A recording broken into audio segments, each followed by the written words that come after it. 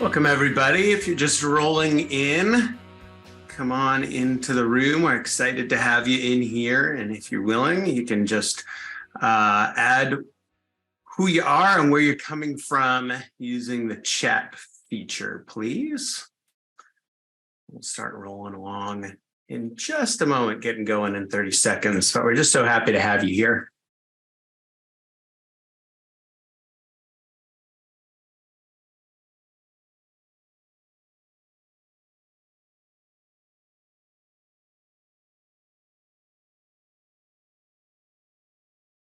All right. Some of you have already figured out if you got to click the everyone button if you want everybody to see that. So I already have some pros in chat in the room.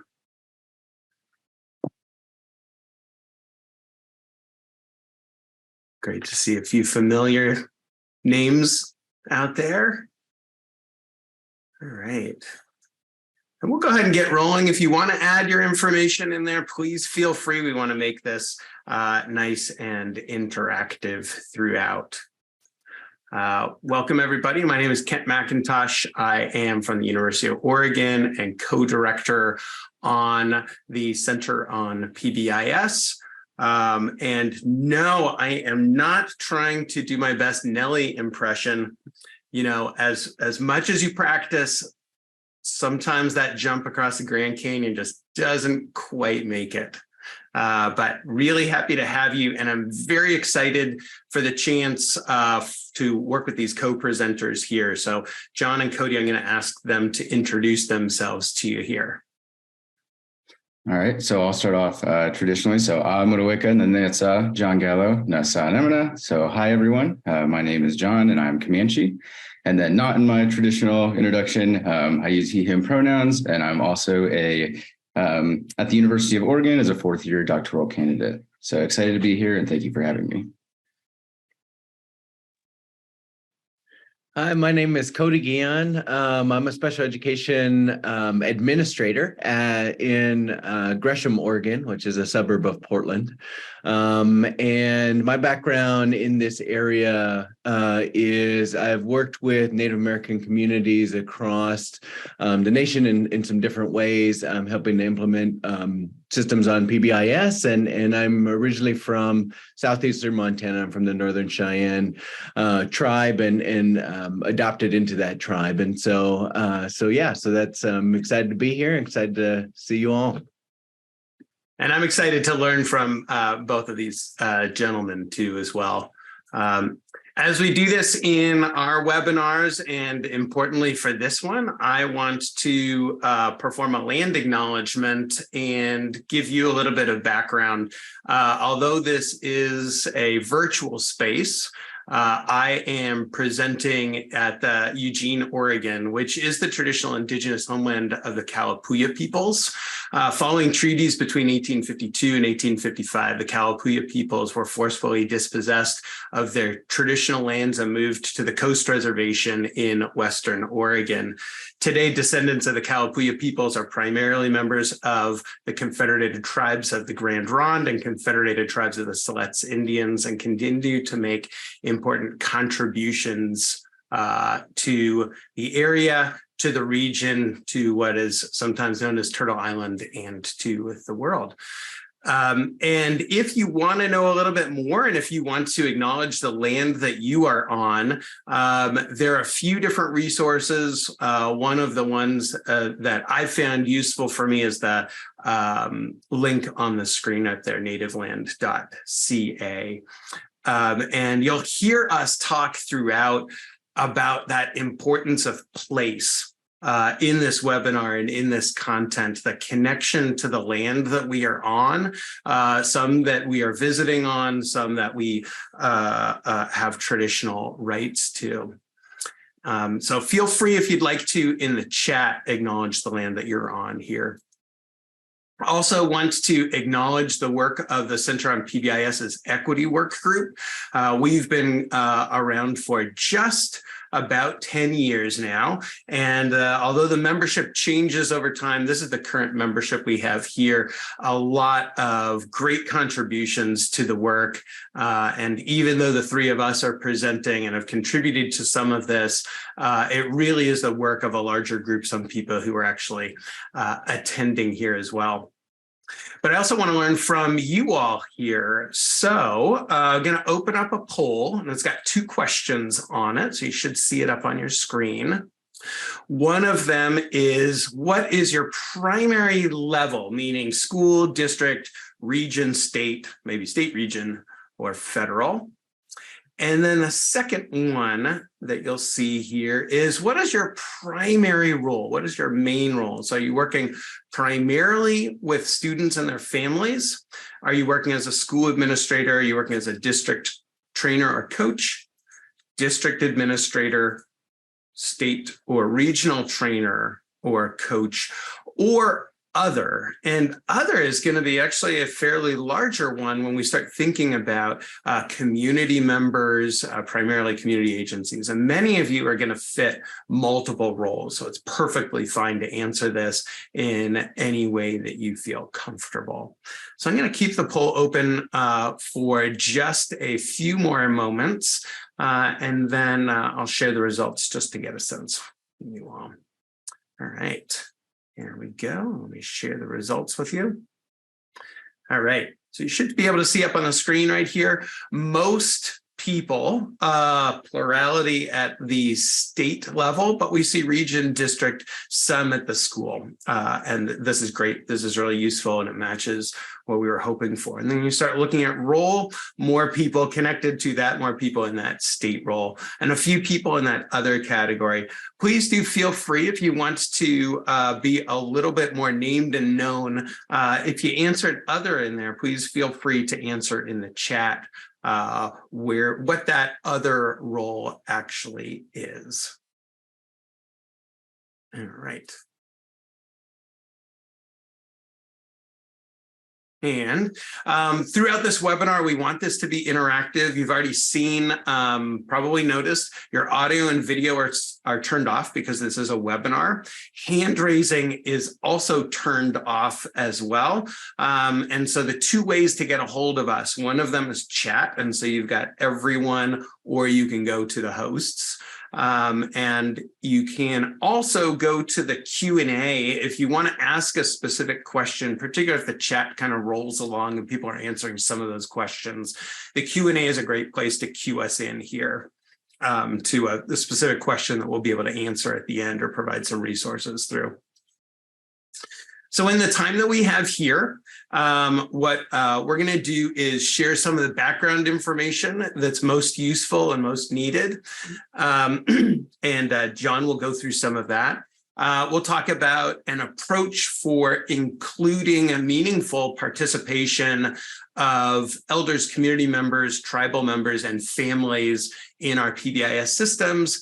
And then Cody is going to go through some strategies for increasing cultural responsiveness in this area with thinking about Indigenous communities and students with Indigenous backgrounds through the core practices of Tier 1 PBIS.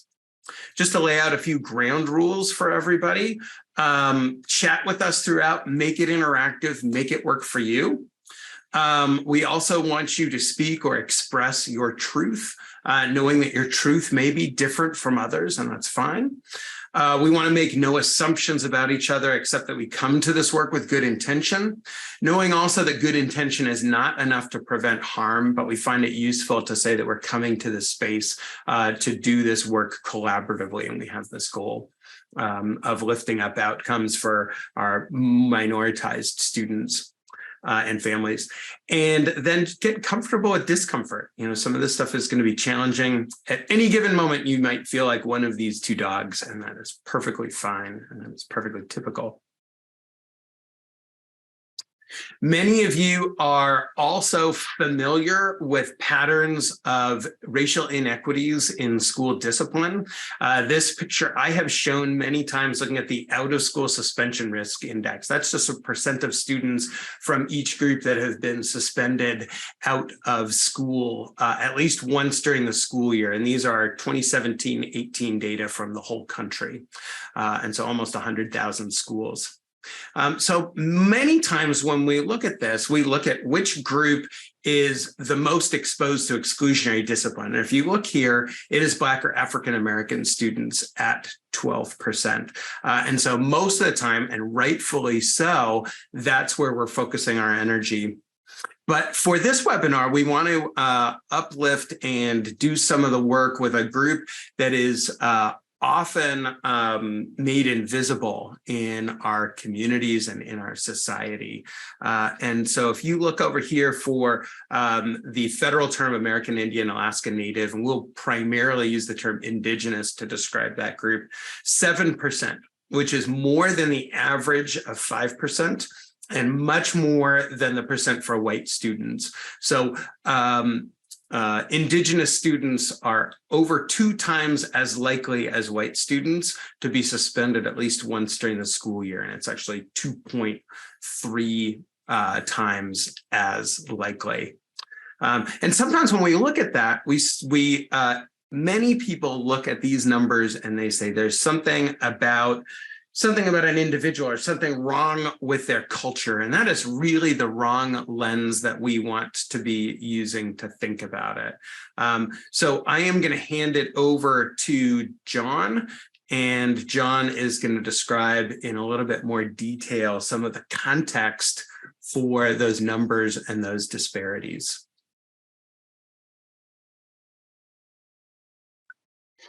All right. Thank you so much, Kent, for the introduction and just orienting this whole experience and webinar. So as Kent stated, I'll be kind of thinking about some of the background and some of kind of the perception of maybe why these disparities have been occurring, and then also really just outlining the importance of education throughout the whole context as well. So intergenerational trauma has been studied a lot by indigenous and non-indigenous scholars kind of to represent how patterns of trauma or experiences of trauma in one generation can then be transferred to another generation without that individual of the second generation being there to personally experience those traumas. And many of the literature and framework really comes from experiences of trauma in which the individual has been unable to express their grief or deal with or cope with those experiences without having their traditional or other sort of supports as they've been previously removed by others. So I just want to reframe that this is not up to the individual to find their own healing, but it's really caused by a group of others that have had these experiences or put these adverse experiences on indigenous individuals in this context. Although there's a long string of sort of intergenerational or traumatic experiences that indigenous communities have really faced throughout all of colonization, current literature really focuses on the impact of Indian boarding schools. So these were boarding schools in which Native American, indigenous, or American Indian individuals were removed from their tribal landscape or really their whole communities.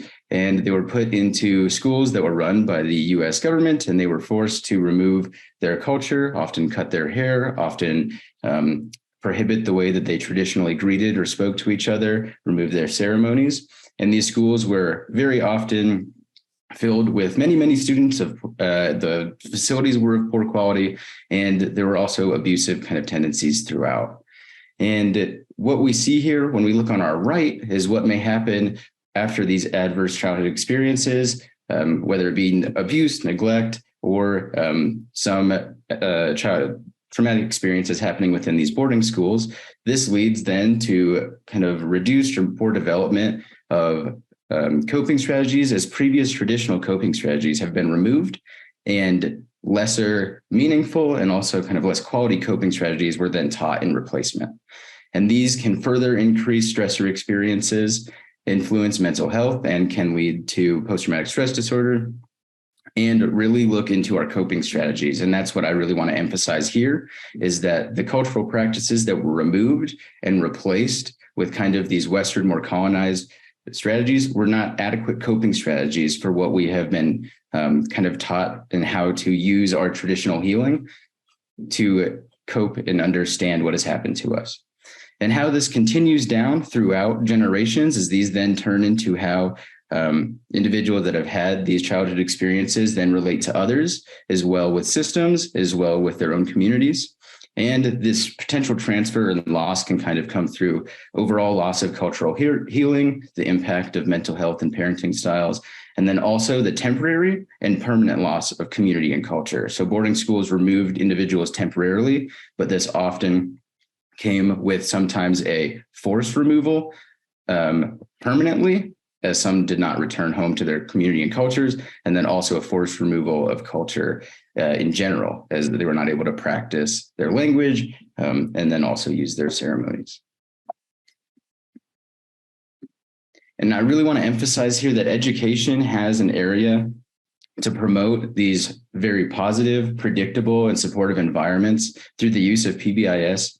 And we really see that equity is not just a section of PBIS, but it's really embedded within the system. So I want to talk about two systemic approaches that we can use to really engage and create these positive, predictable, and really indigenous oriented systems. And so the first is through a school advisory board. I've been on projects where we've created advisory boards, and they've really just been wonderful to be a part of. So the purpose overall is to empower students, staff, and community to participate within education, creating safe, positive, culturally oriented, predictable school environments. And here we really want to emphasize that this is culturally oriented educational practices that will be discussed within these advisory boards. And we want to have intentional selection of our advisory boards and also the topics that are created within our advisory boards to add voice for a culture within the educational context. And we want to reduce stereotyping of one individual to give context and feedback to the educational system, and then also force the transfer of cultural knowledge, as this is something that is a privilege to be shared with and not something that we want to reach out and say, please, like, give this to us. You have to give this to us as we're the educational kind of district. So what it might look like, or some common functions, is this will be the liaisons between the school PBIS team and then the community in which it's embedded in, and the specific community and the place that it is as well. So we help select, tailor, and inform school-wide strategies across all tiers and support in the development of activities. So Cody will soon talk about formation of expectations. And we really want to ensure that these strategies are discussed and then approved, and they're given permission to be used within the educational context by our school advisory board. And so a study that really emphasized this model and used this model by Wilson and colleagues, it was they had certain specific recommendations. And one is to tailor the approaches to inquiry and engagement so they are made appropriate for specific local indigenous communities. So this is not a one-size-fits-all model. This is something that can be taken and adapted and used within your specific community to really have nice change within your educational facilities. So what it might look like is a board of community members. We do not want just all educational members and one elder. We want a spread. So we want some elders, maybe 3 to 5 individuals coming from ranges of elders, indigenous chairmen, educational, and then community leaders as well. So we have educational and community leaders within our tribes. We have elders that have the knowledge and spiritual orientation. And we also have chairmen that are there to structure and support our indigenous systems. And we want these meetings to be predictable and planned. So these meetings should not be spur of the moment and say, oh, hey, we're going to meet here on Friday, but they should be planned on a consistent schedule. Maybe it be monthly or quarterly. And you want to ensure that these meetings occur in ways that are accessible to the board members and those within the educational facility and district as well. So whether that be in person at a specific location, whether that be after it's approved to be moved on to a hybrid format, whatever is best for that area. And some things to do here are then paralleled with some things not to do. So if we look at the things to do, ask for insight on school practices, ask your community board members what they think of what you're doing in school, And then make actionable change based on that when permission is given. So ask for alignment and expectations in tribal language use, and really ask for permission. It's a privilege that education and individuals are able to use cultural practices. And without that permission, it shouldn't be there. We don't want to be taking culture without the explicit asking for it. And we also really want to express thankfulness and reward involvement, whether that be through food at meetings, recognition in the systems, whatever is best for that local area. And the things not to do is really ask for insight on these school practices and then make no change. We're not holding these meetings so that nothing then occurs. You don't want to assign tasks. You don't want to say, oh, they're not working, for the education. You want to be able to say, this is our plan. This is what we're thinking. What do you think of this? Rather than you should create this plan. You never want to expect a transfer of cultural knowledge and language. That's always a privilege and should always be thanked. So never expect it. And then you never want to move forward without explicit permission. Even if the explicit permission is not there, I would always ask, may we use this? May we use this? And really ensure that it is culturally accepted by this board of community members. And one other, this is a smaller practice, I would say. So to create better family and community partnerships, we really want to promote and connect with families within the communities and emphasize cultural events. So within a lot of our tribal lands or indigenous communities itself, there's a lot of cultural events that occur outside of the educational district. And it's really great to promote those. So you want to intentionally promote these events and ceremonies through family communication. And what it may look like is a monthly flyer or video just describing the current school and then community and cultural events as well. And this really takes influence from a quote in the similar study where individuals, youth and focus groups were just saying, we don't know what's out there. We don't know of the current cultural events, and we really want to promote these through our education. So next, I will turn it on over to Cody, who will guide us through how we can further apply these practices throughout PBIS as well.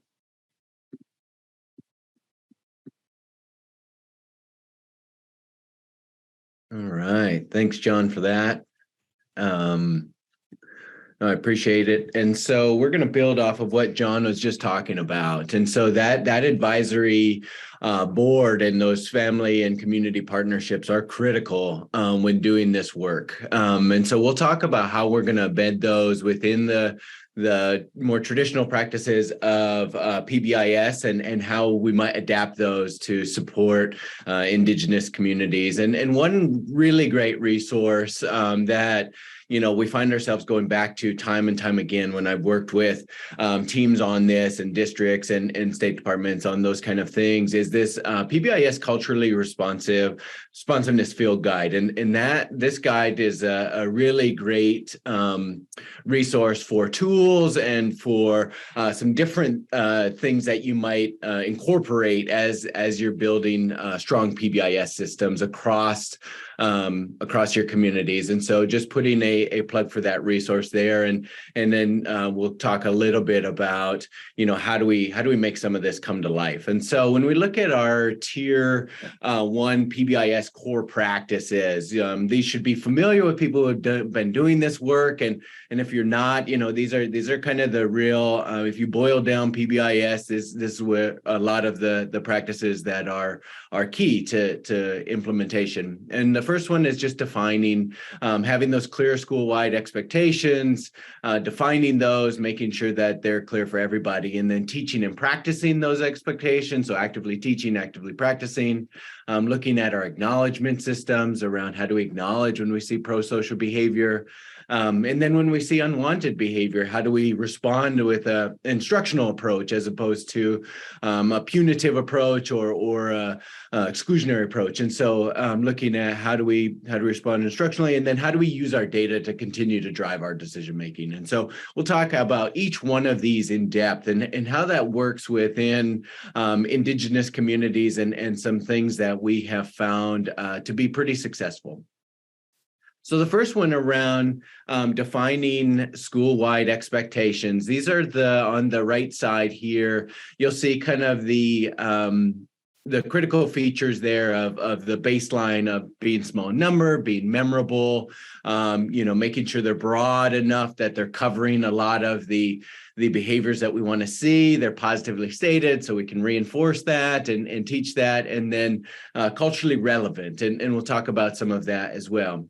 And so when we look at defining our core practices or our expectations in indigenous communities, a couple of things to keep in mind in particular within these contexts are around using that advisory board. And so really using that advisory board throughout this process we're going to talk about, but with creating expectations to see, what is culturally relevant, what is relevant to this group of people and this community. And that might be very different than the educators that are serving in that community. We know that,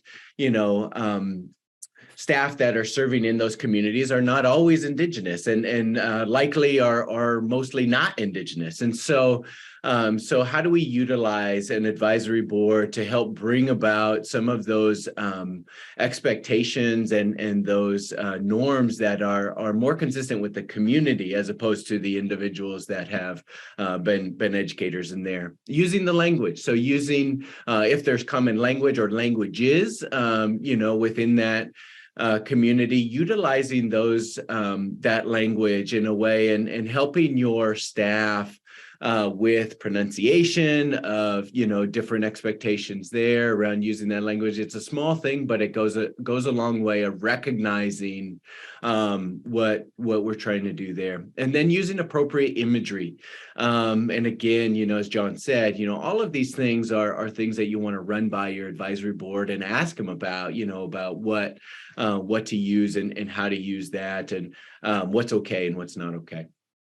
So here's one example that I've used around. Like I said, my home is on the Northern Cheyenne Reservation in southeastern Montana, and so some of these examples will come from there, just because I've had permission to share these and worked really close that way. And so one of the things is that each one of these things are going to be specific to your community. So you'll definitely not be using, Northern Cheyenne values and expectations, but, utilizing that advisory board to develop those. And so one of the things that we've worked with at Northern Cheyenne Values is really a big part of our culture is this idea of warrior culture. And Cheyenne in their history have been very strong warriors, and warriors in not the way of aggressors, but of protectors. So protectors, providers, and leaders, they're a great ally to the Arapaho tribes and some of those other Sioux tribes as well, and have worked really, really well together, Battle of Little Bighorn and all of those types of those things. And so it's a strong part of our history and our culture. And so part of that is being courageous, being brave, being loyal, part of being a good ally, being very prideful.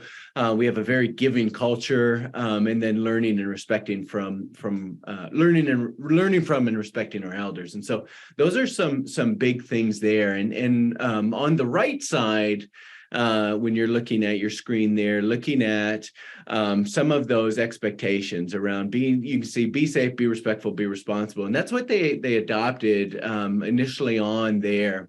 And what I want to show here is how using the language can change that meaning a little bit. And so when we look at specifically being responsible and being respectful in Northern Cheyenne culture, it's not just being respectful of adults or of people. It's being respectful of all things. So being respectful of, your environment, being respectful of your land, being respectful of your surroundings. It's very different meaning than in the English way of we think of being respectful as very interpersonal, right? Around how we interact with other people. And that's definitely a thing, but it's almost less so in Native American or in our Northern Cheyenne culture. And so one of those things I want to highlight is as you're bringing in the language, meaning will change, and being receptive and open to that meaning of being respectful, even though it's kind of in the same vein, is very different. And so how you're going to teach that's very different. How you're going to acknowledge that's very different. Being responsible, same type of thing around when you're responsible in Northern Cheyenne culture, it's not responsible for yourself. That's yourself is secondary. And so it's really about being responsible for other people and of your community. Again, going back to protectors and providers and leaders in that way. It's not about you as the individual. And so that can be very different than some of the cultures. And so when you're developing these and using your advisory board, you're going to want to really tune into, what are our values as a community, and then what language helps highlight those values, and then how do we use that traditional language? How do we use that traditional way of knowing to bring about some of those kind of things? And by using a board like that will help to bring those things about, especially those elders on those boards, those community members, people that are really knowledgeable about the traditional way. Another thing, another tactic to utilize within that board, I think that can be helpful, is this idea of a personal matrix. And so if you have some expectations that you're using through the school or some common things you're thinking about, a personal matrix, what that looks like is you can see across the top there around at school, being safe looks like this, or being respectful looks like this. At home, it looks a little bit different. At home, being safe means protecting your friends and family and not talking back. Whereas at school, it might be keeping your hands and feet to yourself, right? So that might be a little bit different there in that example. And then with my friends or in my neighborhood, that might be different. And so one way of using this tool in this process when we're looking at defining our expectations could be to utilize a personal matrix with that advisory board to see what does that mean to each individual on that board around what should this look like in school? What does this look like at home for people? What does this look like in their neighborhood? And it can help you get a gauge as educators of what are these values? What are these things? How are these customs different? And so by utilizing a personal matrix in that way, you could definitely kind of build off of that. And we've done that in the past. And then that can help you figure out, what do we want our school community to be? And what do we want? What values and what expectations do we want to teach? And how is that similar to what it is in our communities? And then how might that be different? And there might be some things that are different that we need to explicitly teach within that. And so looking at how to utilize those practices of defining those expectations in those ways. So after we've defined our expectations and utilize that process of utilizing some of the advisory board, looking at imagery, looking at some of our language, looking at our values, what those are, then we look at, how are we going to teach these? And we'll talk about kind of the more traditional PBIS way of teaching things, using explicit instruction of examples and non-examples and all of those kind of things. And then what other layers might we add in indigenous communities that could be pretty powerful and really help bring out some of those cultural values and customs. And so this is, kind of you're on the right side again, going through that same process of this is where the kind of the standard way of doing it in PBIS around creating a schedule, start of the year, doing booster sessions, teaching words, rationale, actions, all those things are super important, still part of what we want to do. But then what are the focuses of how we want to overlay some of these other things? And some things that we might want to consider when we're looking at teaching and practicing is looking at some of these elements of indigenous culture that we might utilize. And so one being storytelling. The oral tradition in a lot of Native communities is very prevalent. And so again, going back to what John said, is we want to make sure what stories can we share, what can't we share? Who can share that is going to be important. And so that's why you're always using that advisory board to figure out what's okay and what's not okay. There's certain things that I myself am not able to share and do. There's certain things that elders in my community are, and there's certain things that they're not even. It's not even appropriate to share in certain contexts or with certain people, or if we haven't gone through certain processes before. And so we really want to be careful. And that's why you have that advisory board to protect against some of those missteps that you might take, because it can be a very daunting task around, we don't want to step on, people's toes. We don't want to do things that are inappropriate, but we also want to bring some of these things out and really have that culture be strong and vibrant. And so a beautiful way to do that is through that advisory board and checking in on that. So really looking at storytelling, looking at song, and some of those traditional parts of that. And so, because some part of these things around songs, there's a lot of tradition, there's a lot of customs that are embedded within that can teach us a lot about our values, our beliefs, things about, the drum and kind of those utilizing for directions, for verses. There's always different things that go within that can really help build off of that. Humor is another big part of a lot of indigenous communities, and how do we bring humor with that process? How do we bring these different things up when we're teaching and practicing, and having that be a vibrant part of our culture there? Imagery, again, you mentioned that around, what images, what things are appropriate, and what teachings do we want to have? And then the rationale, but why have we chose these expectations? Why do we want to instill those? A lot of times, John mentioned indigenous communities have lost some of that culture. So people that are part of that culture may not even know some of those cultural values or traditions or ways of going. And the great thing about education is that's an opportunity for some students and families to start to engage in some of those cultural practices, if they're okay, or at least get connected to that. So even if it's outside of school or outside of that environment, to start doing things that are more traditional, that are more vibrant in the way of Native values. And a lot of times, if you didn't grow up with that, or you didn't have that in your household, that gets lost. And it's hard. It's just as hard for people from indigenous backgrounds to get involved in some of those types of things. And so it's just as hard for them to start to do things like traditional ceremony or powwow celebration, or different drum group, different things that are very more cultural that way. It's just as hard if you've lost that, or if that wasn't a part of your immediate family.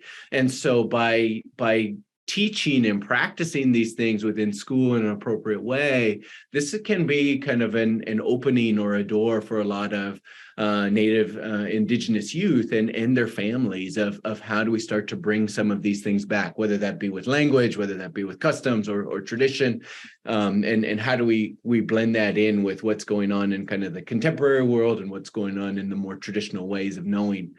Bringing in history. There's a lot of things that, you continue to learn and know. And I know as part of, the Northern Cheyenne culture, there's things that I continually learn about why things are the way they are, why people phrase things the way they phrase things, why we do different things in different ways. And by knowing that and using that advisory council, that helps that tradition continue on, but it also helps us understand where we've come from. And so very important to know history. And just like indigenous people, maybe not being a part of that culture, think about, I've known a lot of educators that have been educators on the reservation for a lot of years. We're talking about decades, multiple decades. And just being an educator is not going to tap you into this world in a way of knowing. And so we got to bring our educators along and say, this is how you can be involved in an appropriate way. So you're not just coming and teaching and going home, or going to the basketball game on the weekend and all that. That's all great, but how do we really understand that history and that culture that you may not know? And this can be an opportunity for our educators, for our students, for our families, and for our community as a whole to really come together and understand more about who we are and where we come from, and how do we all kind of support each other. And then again, aligning some of these teachings with seasons or ceremony or those kind of things. Some may be appropriate, some may not. But aligning those things as they come, very, very important that way, around, certain things happen in the spring and in the fall and different things like that. And by bringing those out and making those lessons timely, that can really help get students not only engaged in our educational communities, but also their community as a whole. And one example I think of this when we talk about imagery, or we talk about education, or we talk about kind of how we bring this to the table, is looking at this is the water tower in Lame Deer, Montana, where my parents are now and where I grew up. And and this is a warrior that's protecting our water. And one of the things that is really important to our people is our natural resources, in particular water and water rights. And so, you're not going to see this in every community. The water towers often have the name of the town on them, or those kind of things. And so means a lot different thing in our community. And so one of the things that we're proud of is our protection of our natural resources and how we approach that. And I think when we're talking about values and expectations and how we want to live as a community, this is really important. It's really important to know, okay, water and natural resources might be a little bit valued a little bit differently than in some other places. And so really tapping into, what are those things about your communities that are important, that are very different maybe than the dominant culture, and how do we bring those out? And so just want to make sure that we are paying attention to that, using that advisory board, but really eliciting those things from our members of that advisory board to help bring things like this out, so that we can really build on those and help those for the future. So we talked about defining our expectations, talked about teaching and practicing. We're going to talk about acknowledgement. How do we acknowledge students from indigenous communities, and how do we make that a little bit more congruent with our practices? So again, we know acknowledging pro-social behavior, there's a lot of research behind it, all those types of things. So really, really making sure we're striving to that, but then doing it in a culturally appropriate way. Some things to really keep in mind when we're talking about acknowledging our behavior, or acknowledging appropriate behavior around greeting students at the door. Great research behind it. There's studies that look at, increasing engagement by 30% just by greeting students at the door. One way we might change that a little bit might be to utilize traditional greetings, utilizing the language, teaching your staff how to do just traditional greetings. It may seem simple. It may seem like that just should be a thing, but it's really shocking how often that is not the case. And so really being able to encourage and also kind of make sure that people are doing it in those ways that are appropriate, but utilizing that, getting that language together. Again, the meaning behind it is going to be very, very different. Good morning in Northern Cheyenne, Pivawona is not the same as good morning in English. Good morning in the Cheyenne way is really acknowledging kind of how the morning is overall and your existence within there. It's not how is your morning. It is acknowledging everything overall. And so that is very different. So really utilizing those practices in that way, going back to your values, determining what and how you should acknowledge things. Again, using that advisory board, what's appropriate to acknowledge, what's not. collective versus individual culture. I mentioned some examples of the Northern Cheyenne culture is very much more a collective culture than it is an individualistic culture. And so the way we acknowledge appropriate behavior is probably going to be a little bit different. Customs, utilizing giveaway, celebration, promotion, ceremonies within that as appropriate by your advisory board. But how might you incorporate some of those types of things that, a student that may not even have a chance to have done a giveaway because that's not part of their immediate family tradition. But maybe in a context like this, that might be an appropriate process of, in our tradition, it's not about when you do something great, you receive, it's about how do I give back? And so, people might want to start incorporating that type of culture. And then I'll talk about praise preference assessments. Praise preference assessments you may not be familiar with. But basically, it's asking students what they like and dislike. And so what from different type of things is they have different things that might be appropriate for them or not. And so you can use them to improve your relationship and to acknowledge in maybe a different way than we traditionally think of PBIS. So here's a resource around praise preference assessments, what it is, but to really look at, how that might be different in a systematic way. Here's the examples. Basically, looking at and asking kids, what way would you want to be praised? How might that one look like? So think about, in collective versus individual, private versus public, whether that's with token kind of response or whether that is in some other way. And so by utilizing that might be a tool that you want to use there. So we looked at defining, teaching, acknowledgement systems. Now we're going to look at responding instructionally. One way of looking at discouraging unwanted behavior. So we don't want to ignore unwanted behavior, but how might we take an instructional approach? In the Native American and indigenous communities, one thing to know is to really know your history. So John mentioned some history of what has been done in boarding schools, looking at, really punishing students for expressing their culture and how important that is for us to now take active steps towards supporting those cultures. It's not good enough for us to just say, yeah, you can greet, somebody in your native language. Yeah, you can participate in this, in this process. Now, yeah, you can wear your hair long. That is not kind of far enough that we need to go. We need to really be able and actively support bringing these things in, because a lot of times we still live in a school system that has come from the boarding school system or has come from more of traditional system of how we operate as a school system as opposed to what our community values are.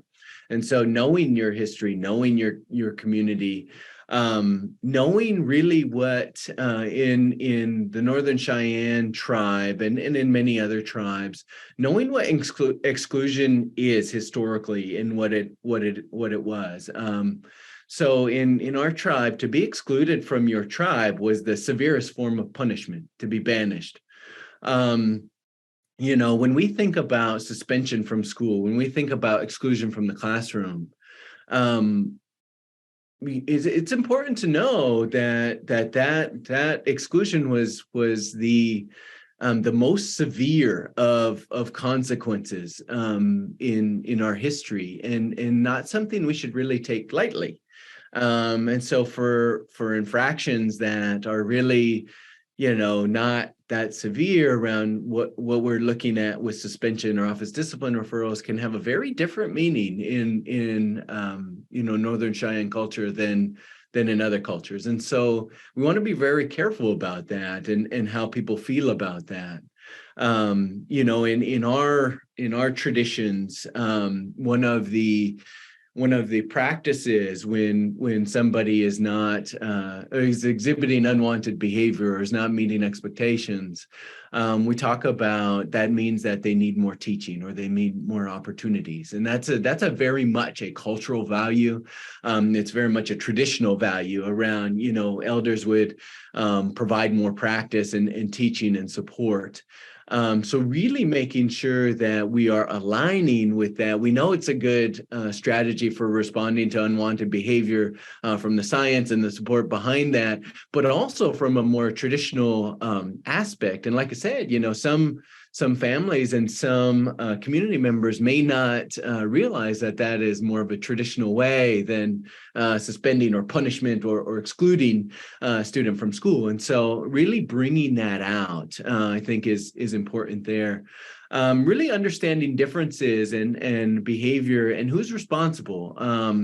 In our community, a lot of aunties and grandmas who are responsible for correcting behavior and supporting students. And again, it's a very collective community and you're responsible for all things. And so yeah, it's not it's not, hey, the parent is responsible, which might be maybe a more dominant way of us thinking about it. It is the community is responsible for helping a student or somebody. And so really making sure we're tapping into that, those methods of support. Then the last one, using data. So using data for decision making.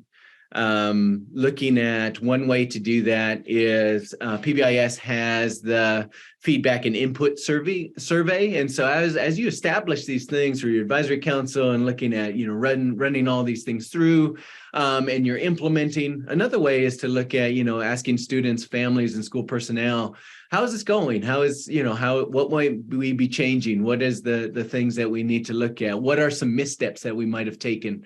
And having that feedback loop. And so utilizing a survey in that way, but just gaining feedback as you're going and as you're implementing to see, how is this going? So we didn't do an advisory council and then we're done. Now that we made our expectations, we're done. It's about how do we continue to go and improve and adapt. All right, I think we can open it up, Kent and others around. We got about 9 minutes for some questions and some comments there. Yeah, first, I want to provide really big thanks to John and Cody for sharing all of that really useful information. I think it's been exceptionally helpful for me in reading through and considering the work that we do. So please, you can ask questions either in chat or in the Q&A block. If you want to find that, we're open to any of those. And looks like I'm going to start it off. How do we do this work and avoid the problem of stereotyping Native Americans and indigenous groups? This sort of, how do we do it without adopting this pan-indigenous approach that seems kind of reductive and stereotypical? Either Cody or John, do you want to answer that one? I can chime in. So I spoke about the advisory board. And really, I think the power within the advisory board is that there's a group of people there. So we're not saying that, we're going to stereotype this one individual to give us this knowledge. It's really more of like a group that is there to both provide you with guidance and also maintain and reassure that what you're doing within the educational space is not stereotyping of that community or of Native American or indigenous groups, just kind of as a whole as well. So, the more minds you have, the more collaboration you have, the more input and permission you have. Personally, I feel like there's going to be less of a chance or less of an opportunity for more stereotyping of those practices within the school. Yeah, I agree with John. And, we talk about kind of the overarching tier one macro kind of thing. And then when people are teaching those lessons, individuals are going to be on a continuum of their identities and multiple identities and those kind of things. So really being responsive to that as well, around knowing hey, not all students are very traditional in their practices or those kind of things. So you can bring things up as an overall tier one, but then also knowing where kids and families may fall. Well, I love that. What you said there, Cody. I think that some students who are indigenous might have really strong connections to their traditions, and some may not. And I think that lack of connections could be a source of shame. And so we want to be thoughtful about asking or talking about it or connecting students in a way that doesn't feel sort of deficit focused, like, oh, you don't have, this family connection. And we have plenty of students who might have, what some people might call native pride, but not necessarily be connected to their tribe because they have moved, especially in our urban areas, where we wouldn't have that connection. And then the only other point that I would like to add too is being thoughtful about language. And each tribe and group has different customs about who can speak the language and where can it be spoken and where can another language be spoken on lands. And so just being thoughtful about that. And, many of us might have a little bit of a spider sense of like, is what I'm doing kind of stereotyping? And I think a really good thing is to have a few trusted people like John described with an advisory board and get a few different opinions, because you might talk with one elder who says, oh yeah, that's perfectly fine. Do it this way. And this is what I think, and others who may not as well. So, asking more, being thoughtful about it, I think is really helpful. All right. Let's see. There's probably time for another question or a wrap up or big idea that we've got. So go ahead and ask in here. We know that we get a lot of people who watch via video, so they won't be able to ask us anyways. But I'm going to give another 10 seconds for anybody to do some fast chat typing. All right. So far, we're getting lots of thanks, which always feels quite good. All right.